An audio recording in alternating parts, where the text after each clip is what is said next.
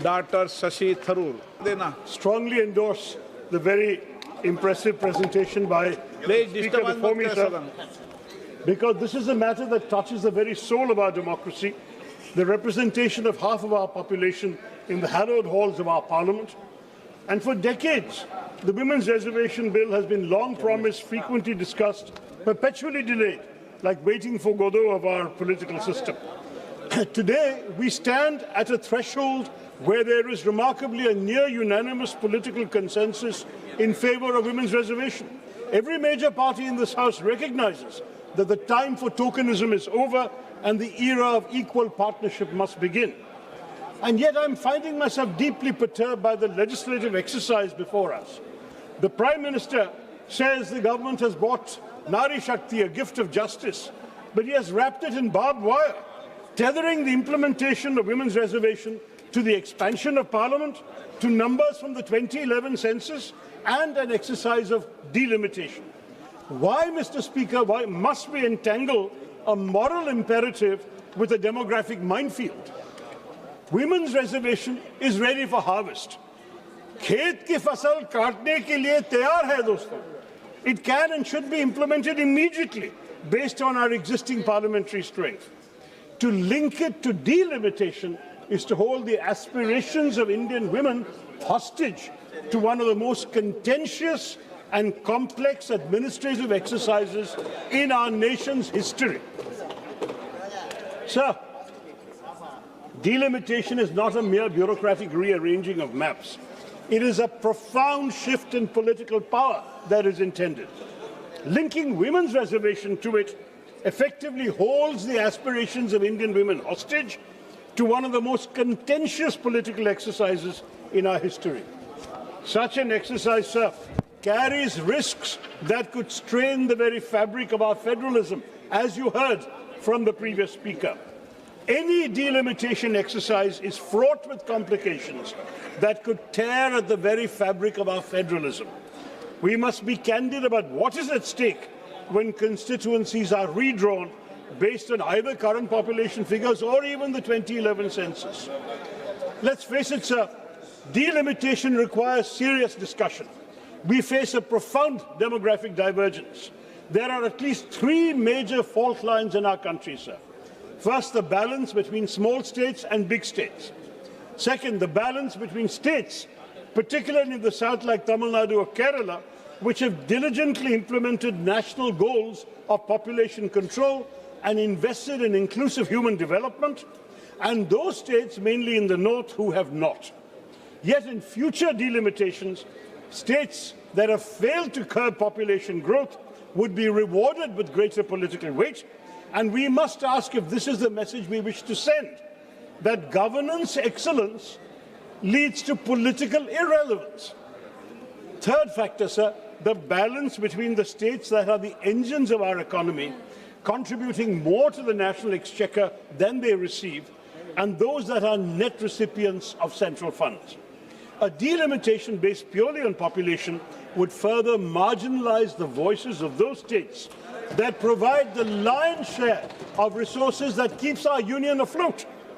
We risk creating a tyranny of the demographic majority, where a handful of large, poor states could theoretically determine the fate of the entire country, leaving smaller states and those with distinct linguistic and cultural identities and economic contributions feeling like bystanders in their own country.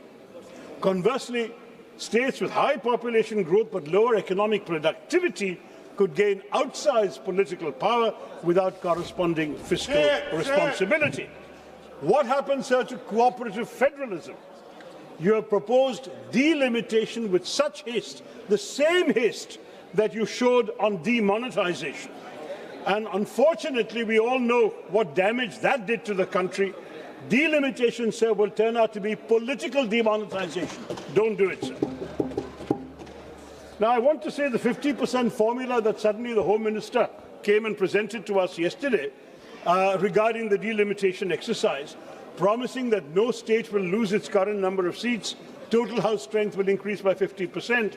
This remains a precarious political assurance and not a legislative certainty. because the pledge is fundamentally contradicted by the existing text of the legislation itself, which gives total freedom to the Delimitation Commission appointed by the government, whose decisions cannot be challenged in a court of law. Since this formula, what Shri Amit Shah said, is not codified as an immutable constitutional or legislative safeguard, it could be easily discarded or altered by a simple parliamentary majority, offering no guarantee that it will survive beyond the very short term. Furthermore, expanding the Lok Sabha to an 850-member House would create the legislature that is by far the largest in any democracy in the world, resulting in a body that will be unwieldy and unworkable. This is especially true, sir, in an era where the government has been systematically reducing the duration of parliament sittings. Whereas the first and second Lok Sabhas met for an average of 125 days a year, the 16th and 17th Lok Sabhas saw that figure plummet to just below 60 days, sir. In such a constrained schedule, what will your job be, sir? An 850-member chamber would require at least a doubling of the time currently allotted to question hour, 0 hour, for a majority of MPs. मेरे कार्यकाल में होगा तो सबको मौका दे दूंगा. Sir, for a majority. देर रात कल भी इसी महिला संशोधन बिल पर रात को 1:25 तक सभी महिला सदस्यों को मौका दिया, सबको. देखिए, लेकिन ये भी आपके बारे में भी चिंता है, सर. और for a majority of MPs to have any chance of meaningful participation, you'll have to double the time allotted to question hour and 0 hour, failing which a majority of representatives would be effectively silenced, sir. How will you manage to give 850 MPs a chance to speak? As it is with 543, many of us don't get questions. Sir. You are saying no whenever we ask for the floor. Shashi Tharoor जी, मैं रोकना नहीं चाहता, लेकिन इस सदन में कोई माननीय सदस्य नहीं बोल सकता कि मैं किसी को बोलने का मौका नहीं देता, चाहे शून्यकाल हो चाहे विधेयक हो. जितनी देर बोलने देना चाहता सबको बोलने देता. और अंतिम रात को अंतिम रूप से मैं लास्ट में रहता हूँ कि कोई बाकी रह गया हो तो भी और बुला देता हूँ. 850 होते हैं, 850 होते हैं. आपका हाल क्या होगा मुझे पता नहीं. Anyway, another concern, sir. नहीं, राजा जी फर्स्ट टाइमर को विशेष रूप से बोलने का मौका देता हूं. कोई फर्स्ट टाइमर ऐसा नहीं बोल सकता कि मुझे बोलने का मौका नहीं. Sir, let me continue, sir. Another concern is while the size of the Lok Sabha is being expanded in the government's proposal, there is no corresponding proposal to increase the strength of the Rajya Sabha. Raises a serious structural concern, sir. This alters the relative balance between the two houses. In the event of a joint sitting, the significantly larger Lok Sabha would dominate the voting process, and the imbalance would also extend to the elections of president and vice president, where each MP casts an equal vote.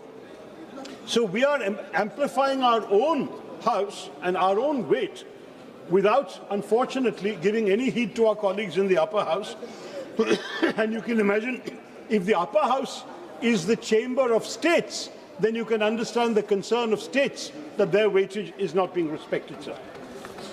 Now, these are all problems, Mr. Speaker, that cannot be solved by a simple calculator. They require a great compromise. A historic settlement is needed in our country that ensures that no region feels diminished. And, sir, even though one of the BJP speakers had criticized me for making some suggestions from international examples, let me say there is no harm in looking to international examples where diverse unions have grappled with this exact tension. In 1787, the American framers, for example, faced a deadlock between large and small states. And so they led to what was called the Connecticut Compromise, where their solution was a bicameral legislature, a House of Representatives based on population, and a Senate where every state, regardless of size, has exactly 2 seats. So you may be a tiny state like Goa or Sikkim, and you might be a gigantic state like UP, you'd have the same number of seats in the upper house. That's one idea. I'm not saying we should adopt it, but we should discuss it. Another idea, say the European Parliament. They use a system of principle of digressive proportionality. where larger seats do have more seats than smaller ones. So larger states will have more MPs. But smaller states are given more seats than a strict population ratio would justify. So it is true that in Europe, in the European Parliament, a Maltese MP will represent only 80,000 people. A German MP will represent 8 lakh people. But it doesn't matter, they stay united. So we need to consider these options. We are a union of states, sir. And the whole idea is we want to create a formula in a serious delimitation discussion where the smallest members of our country and our polity still have a voice loud enough to be heard. These models teach us that in a complex union, the principle of one person, one vote, one value, which has been cited by the ruling party, must be balanced with the principle of one state, one equal partner, one value in a country like ours. As India approaches a new delimitation exercise, sir, the constitutional question is whether the spirit of cooperative federalism can be preserved through a model that respects demographic reality while preventing structural domination by a few large Hindi-speaking states. Digressive proportionality would not violate constitutional democracy. It would operationalize the Constitution's deeper commitment to the Indian principle of balancing unity with diversity. Sir, सीमांकन से जुड़े मुद्दों पर सभी हितधारकों, सभी राज्य सरकारों, सभी राजनीतिक दलों और नागरिक समाज के साथ व्यापक परामर्श की आवश्यकता है, सर। इस प्रक्रिया को जल्दबाजी में नहीं किया जा सकता और ना ही इसे महिलाओं के प्रतिनिधित्व को लागू करने के बहाने के रूप में इस्तेमाल किया जाना चाहिए।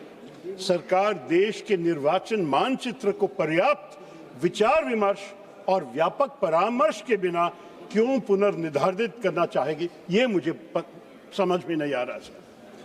I urge the government, therefore, to decouple these issues. Pass the Women's Reservation Bill today, we will support it. The Prime Minister spoke with passion about Nari Shakti.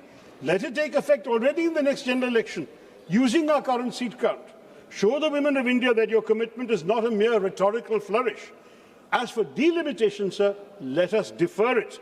Let us constitute a formal mechanism, perhaps a JPC, sir, to debate a new federal settlement that protects the interests of all states.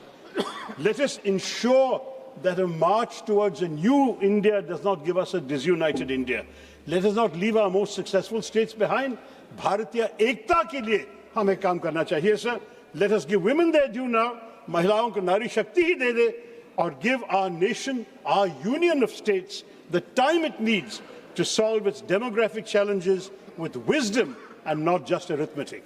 बस मैं यही कहना चाहता था संक्षिप्त में, sir. Thank you very much for listening to me. It's a plea to the government. Please be sensible about the larger interests of the country and not the short-term interests of the ruling party. Jai Hind, sir.